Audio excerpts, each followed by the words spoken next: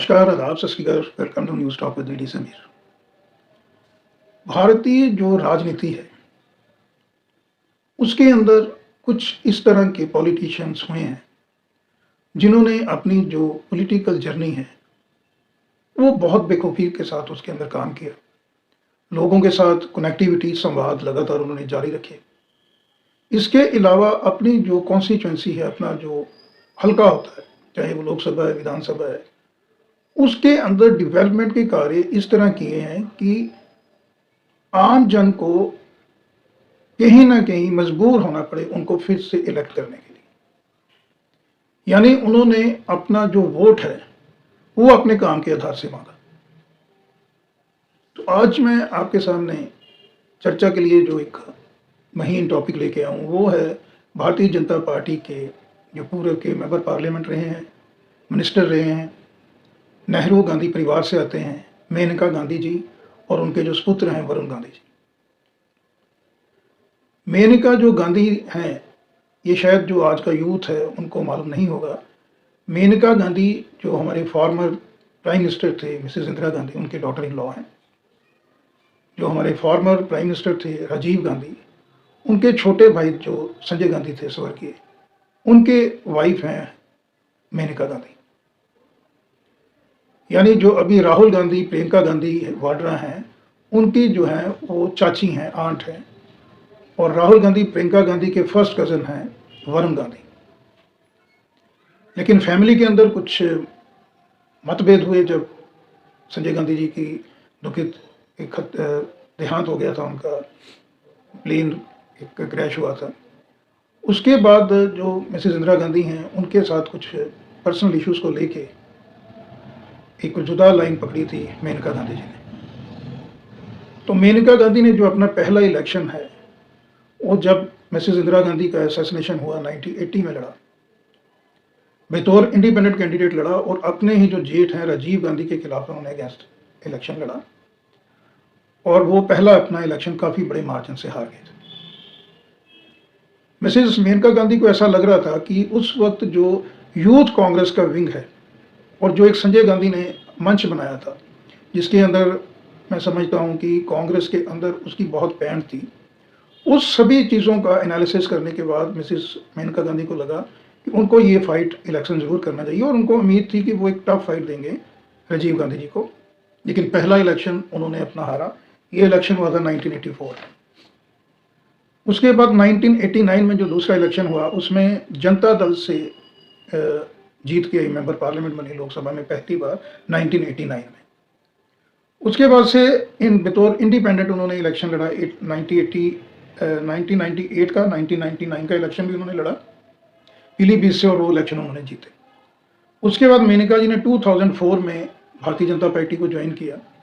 तो भारतीय जनता पार्टी को ज्वाइन किया उन्होंने 2004 में।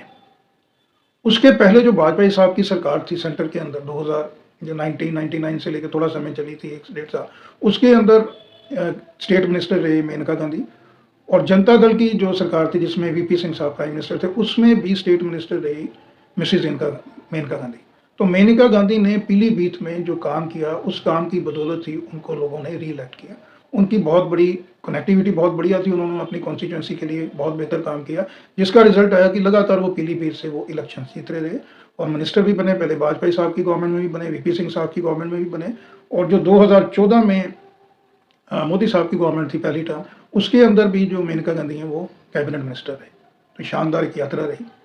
इसके साथ मैं थोड़ा सा और बताऊं कि जो मेनका गांधी जी हैं, इनकी एज जो है वो 68 है। दिल्ली के श्री राम कॉलेज से इनकी एजुकेशन हुई है। अब इसके साथ बताना जरूरी है वरुण गांधी की भी यात्रा। तो जो वरुण गांधी हैं वो 44 ईयर्स के हैं, 3 बार के वो सांसद हैं पीलीभीत से। पीलीभीत जो है, जो कॉन्स्टिट्यूंसी हुआ करती थी मेनका गांधी की, ये 2009 के अंदर भारतीय जनता पार्टी ने पीलीभीत से फिर उसी सीट पे लड़वाया वरुण गांधी को, और मेनका गांधी जी ने फिर शिफ्ट कर दिया था सुल्तानपुर में। और जो मेनका गांधी जी ने लास्ट इलेक्शन जो अभी उनको डिफीट का सामना करना पड़ा है, वो सुल्तानपुर से ही वो अपना लास्ट इलेक्शन जो है 2024 का वो हारी है। तो पीलीभीत जो थी, पीलीभीत फिर जो है वो वहाँ से उनके बेटे वरुण गांधी को भारतीय जनता पार्टी ने इलेक्शन कंटेस्ट करवाया।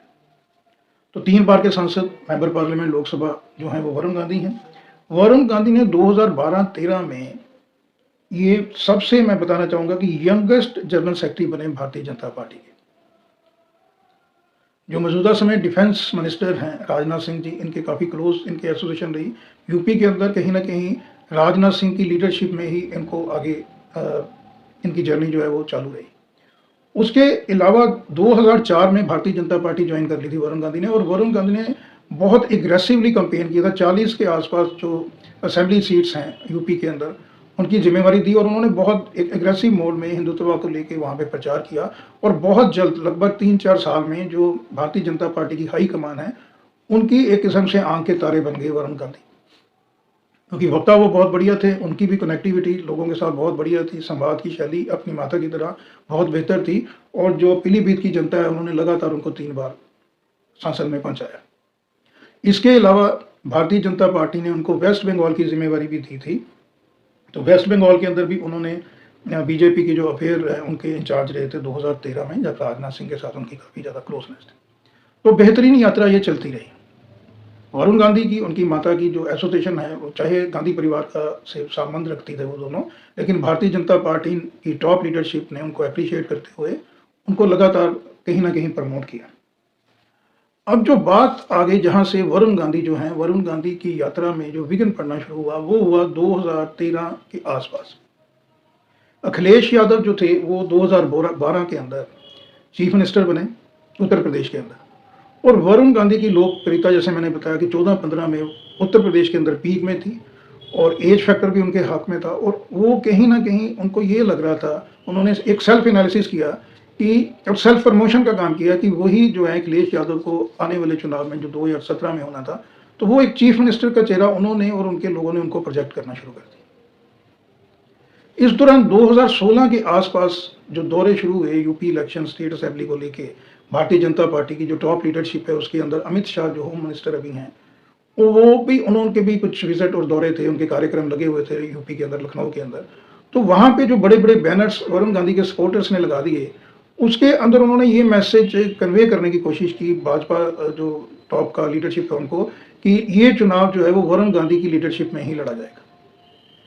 यानी सेल्फ प्रमोशन जो थी वरुण गांधी की, उसको लेके भारतीय जनता पार्टी की जो हाई कमांड है, स्पेशली जो अमित शाह हैं, वो एनाइट हुए। और उसके बाद फिर जो जग जाहिर है कि योगी आदित्यनाथ साहब को ही वहाँ पे चीफ मिनिस्टर नियुक्त किया, अभी वो सेकेंड टर्म उनका कॉन्टिन्यूशन में चल रहा है। तो जो सेल्फ प्रमोशन थी वरुण गांधी की, और कहीं ना कहीं उन्होंने अपनी जो पिक्चर है वो लार्जर देन लाइफ पेस्ट की अपने आप खुद ही, और उनके जो आसपास की जो मंडली थी उनके द्वारा जो कोटरी थी वरुण गांधी की, वो उनको बहुत भारी पड़ी। और वहीं से उनके जो डिफरेंस हैं वो भारतीय जनता पार्टी की हाई कमान के साथ जो है वो बढ़ने लगे, उनको धीरे धीरे साइडलाइन करना शुरू किया। लगातार ये चलता रहा, और 2022 के आसपास जो वरुण गांधी है उन्होंने भारतीय जनता पार्टी के अगेंस्ट स्टैंड लेना शुरू कर दिया, जिसका नतीजा और खजाना और लॉस उनको 2024 के इलेक्शन में उनके सामने आया। जो पीलीभीत की सीट थी वो उनसे काटी गई, उनसे छीनी गई। जतिन प्रसाद भारतीय जनता पार्टी के जो कांग्रेस छोड़ के बीजेपी में आए थे उनको टिकट दी और वो पीलीभीत से इलेक्शन जीते। वरुण गांधी को टिकट ही नहीं दिया गया भारतीय जनता पार्टी ने 2024 लोकसभा इलेक्शन में, यानी टोटली साइडलाइन कर दिया। और उनके जो मदर हैं मेनका गांधी, वो अपना 2024 का जो इलेक्शन था सुल्तानपुर से वो दोनों हार गए। तो अभी फिलहाल जो है वो एक किस्म से बहुत ही अज्ञातवास में और लो प्रोफाइल जो है वो जर्नी है वरुण गांधी जी की और मेनका गांधी जी की जो चल रही है। तो वरुण गांधी जो है, जैसे मैंने बताया, टॉप लीडरशिप उनसे यूनाइट है। उनकी जो स्टेटमेंट्स थी वो लगातार भारतीय जनता पार्टी की टॉप लीडरशिप के जो स्टैंड था उससे उलट थी। वरुण गांधी को ये लग रहा था कि शायद उनको सपा समाजवादी पार्टी या कांग्रेस की तरफ से टिकट मिल सकता है 2024 में, या वो इंडिपेंडेंट कंटेस्ट कर सकते हैं with outside support of Congress and Samajwadi party, लेकिन ऐसा कुछ हुआ नहीं। तो वरुण गांधी साहब को टिकट नहीं मिली और मेनका गांधी इलेक्शन हार गई। इसके बाद से आप देखें मोटा मोटा 1 साल का समय बीतने को आ रहा है। वरुण गांधी, मेनका गांधी अपनी लोकसभा कॉन्स्टिट्यूएंसी से भी दूर हैं, मीडिया से भी उन्होंने दूरी बना के रखी हुई है। और वही लोग जो अप्रिशिएट किया करते थे वरुण गांधी का और मेनका गांधी का काम, उनकी कार्यशैली के कायल थे, वो लोग भी आज कहीं ना कहीं उनसे दूरी बनाए हुए हैं।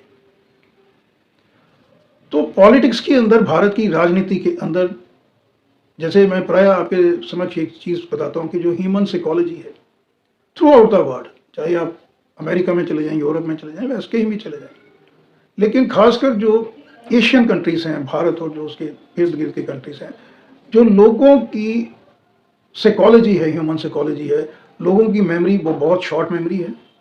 अगर कोई राजनेता या किसी भी फील्ड में शख्स कोई अच्छा काम करता है, उसको अप्रिशिएट ज़रूर किया जाता है, लेकिन फिर जब वो जगह खाली होती है तो उसको बहुत जल्द भरा जाता है और पुराने लोगों को बहुत जल्द जो है वो भूल दिया जाता है, भुलाया जाता है उनको। तो मेनका जी की जो इतनी लंबी पॉलिटिकल कैरियर जो था, जो 1980 में 80 के दशक में शुरू हुआ, वरुण जी का भी लगभग मैं समझता हूँ 2 दशक का जो है पॉलिटिकल कैरियर होने वाला है। लेकिन दोनों जो माता और बेटे की जोड़ी है, उनका जो आने वाला समय है वो अभी धुंधला दिखाई दे रहा है। जो पिक्चर है वो ट्रांसपेरेंट और ब्लैक एंड वाइट क्या होगी आने वाले समय में, इसके लिए तो कहना अभी बहुत मुश्किल है। मेनका गांधी जी के जो एज फैक्टर है, जैसे मैंने अभी बताया, she is around 68 right now. तो भारतीय जनता पार्टी में बहुत से ऐसे दिग्गज नेता हैं जो 75 के आसपास हैं, लेकिन वो बहुत एक्टिवली लगातार जो है एक्शन में रहते हैं, वो काम कर रहे हैं। तो एज बार जो है is not at all there. तो एज और जो हेल्थ का इशू है वो अभी फेवर में है मेनका जी के लिए। तो मुझे लगता है कि आने वाले समय में मेनका गांधी को कहीं ना कहीं भारतीय जनता पार्टी में जो उनका ड्यू एक स्थान है विद रिस्पेक्ट, वो ज़रूर मिलेगा। और वरुण गांधी अगर फॉल इन लाइन करते हैं भारतीय जनता पार्टी की और जो बड़े पॉलिटिकल पार्टीज हैं इंडिया के अंदर, उनकी जो अभी की एक फिलॉसफी है, वे ऑफ वर्किंग है, वो है माय वे और द हाईवे, यानी one should be in the line, one should fall in the line. अगर वो लाइन के दूसरी तरफ आप जाते हैं, एक बहुत महीन सी उसके अंदर दूरी होती है, तो फिर जो आपका जो पॉलिटिकल जर्नी है वो खासकर नेशनल पार्टीज के अंदर, चाहे वो भारतीय जनता पार्टी के कांग्रेस है, अगर वो उसका हाई कमान आपसे अनॉयड हो जाता है तो फिर जो आपकी वापसी है वो मैं समझता हूँ कि उसकी जो डगर है वो कहीं ना कहीं बहुत कठिन हो जाएगी। तो वरुण गांधी को स्पेशली, क्योंकि इज़ जस्ट 44, उनको अपना जो भविष्य है वो मैं समझता हूँ भारतीय जनता पार्टी में ही तलाशना चाहिए। हाई कमान के, क्योंकि सबसे बड़ी जो है वो ऑर्गेनाइजेशन होती है, जो सबसे बड़ा है वो सुप्रीम बॉडी, चाहे वो आप किसी कंपनी में चले जाएं, एमएनसी में चले जाएं या पॉलिटिकल पार्टीज कहीं में भी चले जाएं, अगर जो आप टॉप का मैनेजमेंट है या आपकी जो हाई कमान है उसके अगेंस्ट अगर आप चलते हैं तो फिर जो आपका राइज करने का जो एक आपका एम है वो कहीं ना कहीं अधूरा रह जाएगा। तो हम एक कामना और मनोकामना करते हैं कि जिस तरह से मेनका गांधी ने अपनी खासकर कॉन्स्टिट्यूंसी में, चाहे वो पीलीभीत, सुल्तानपुर के अंदर काम किया, वो एक बार फिर से अपने आप को रिवाइव करें, रीसेस करें, रीफ्यूल करें और फिर से उसी तरह एक्टिवली जो है वो भारतीय जनता पार्टी की तरफ से मैदान में उतरे।